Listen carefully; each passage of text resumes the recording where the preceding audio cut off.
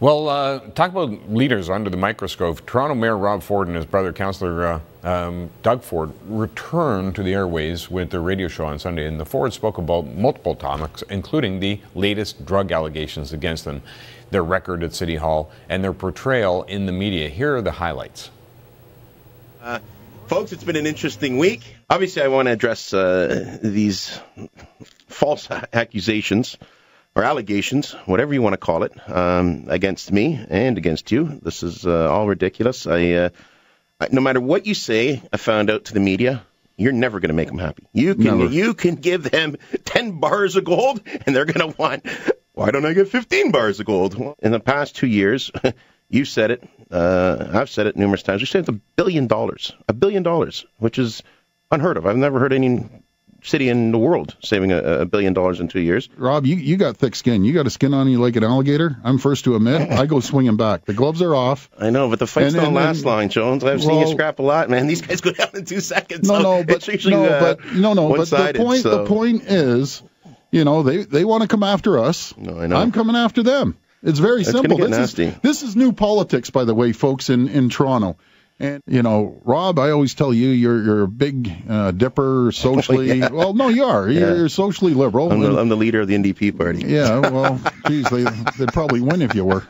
And I want to get rid of this land transfer tax by 10%. I promised to get rid of it, obviously, in the last campaign. That's not going to happen. So if you want to say I broke a promise, well, you know what? I admit the land transfer tax, we're going to try to get 10% off of it and then work from there. Last week, I wish the media would at least just, tell them the truth. We've never had a show last weekend on a long weekend. But, we never have shows when we have a long weekend. So they made this big thing out of it. Oh, they're not having their show. To be fair here, Rob, I was going to come on. You usually don't go on the long weekend. You like the days off. Boston beat the Rangers, and I know we would have beaten the Rangers. Just think, Rob, if the Leafs were in the playoffs, they wouldn't focus on you and I so much. And we'll talk about the Stones. I was there last night. They said to say hello to you, too. We'll talk about that. Okay. Joining us with more on this whole topic, Newstalk 1010's Jerry Agar, and he's in Toronto. Jerry, what'd you make of their show yesterday?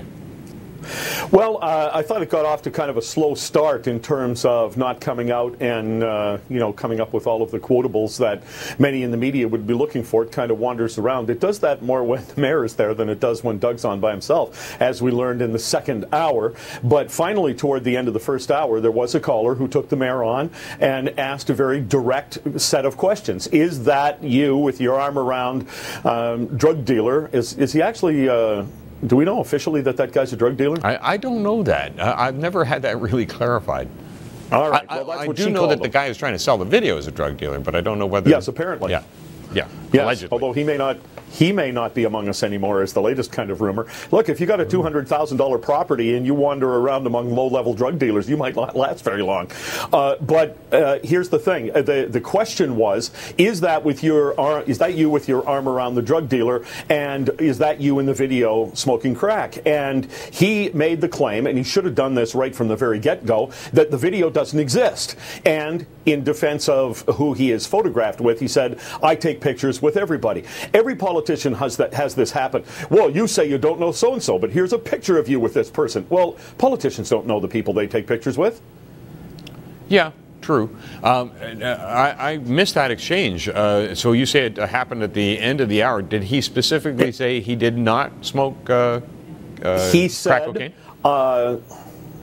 He said, "I don't smoke crack. I'm not addicted to crack, and I can't comment on a video that doesn't exist." Right. Okay, now that's the kind of declarative statement I thought members of the media who go after him so heavily were looking for. Yeah, but he didn't answer the specific question about whether he was in the video, because he says the video doesn't exist.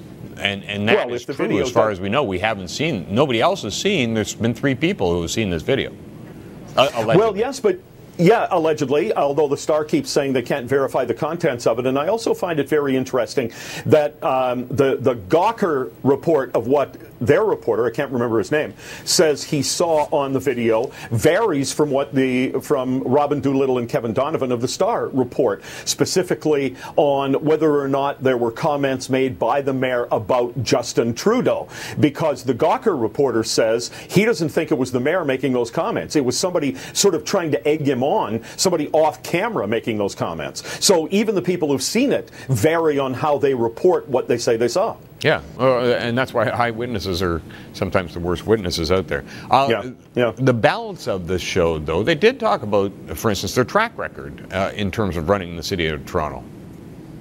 Yes, they did, and they went through the list, and some people were really, I noticed on Twitter, a lot of people mocking them for doing that, and then the question was actually brought up whether somebody asked it to Doug Ford or he realized that was going on Twitter, and well, why are you using the show just to put forth your track record? And he said there's 168 hours every week, and for 166 hours they trash us. These are our 2 hours to set the record straight. I mean, that's not a direct quote, but that's essentially what he was saying. Yeah.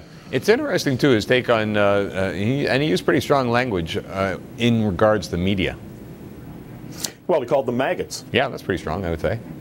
Yeah, and then he specifically mentioned a few people he thought weren't maggots, and I was one of them, so I got called a fart catcher by some people online. So I don't know which is worse. Actually, I'm not sure. So if you're in the media, you belong to one of those groups. I don't know, Pat. Which one are you? I'm not a fart catcher, that's for sure, Jerry. Well, then you're a maggot. Okay, so then in terms of where they go from here, is this thing likely to go away? No. No, it won't go away, I don't think. Well, at least not in the near future, although it was interesting. The morning news anchor for my radio station here at Newstalk 1010, Dave Agar, made the comment this morning, and he, by the way, could not be called any kind of supporter or any other uncomplimentary name you want to give to Dave Agar. He's gone heavily after the mayor a few times, and he said he thought the story gets weaker and weaker as the days pass because the actual real evidence has not come forth. And that may be the same with the story on the Globe and Mail's weekend story that Doug Ford was, during his high school and young adult years, a dealer in hashish in Etobicoke, Ontario. There are no named sources in that story, and yesterday a police officer, an ex-police officer who said he was in the drug squad at the time, alleged, said he never heard of Doug Ford in connection to any kind of drug investigation that he did. We have been able to confirm, because that guy just called in, we have been able to confirm here at the radio station that he does exist and he is an ex-cop with the Toronto Police. Yeah. What kind of journalism would you describe that article that was in the Globe and Mail? I think we're getting to a point now where it's hard to distinguish between what goes on the internet and the newspapers who used to think of themselves, and maybe still do, as high and mighty and above all of that, above the fray. The Star rushed their story out about the mayor simply because they were being scooped by an American tabloid-type internet site. And the Globe and Mail has gone with this damaging story against Doug Ford with 18 months and no named sources. Not one. And I wonder why that is. Because if we were one of the sources, Pat, and you and I said, you know, I used to live in Etobicoke and I bought drugs from Doug back in the day or from so-and-so back in the day, I can't be arrested for it. Neither can he. That's not something that 30-some years later the police would act on, or I think legally could act on. So why is it they can't get one person to come forth and name themselves? When yesterday on the show, the brothers had two named sources, the police officer I talked about and a counselor from Richmond Hill who came on to refute the Star story about the mayor being drunk at the military ball. Yeah. Jerry, great to chat to you. Thanks very much. Have a great day. Thank you. Jerry Agar, live in Toronto.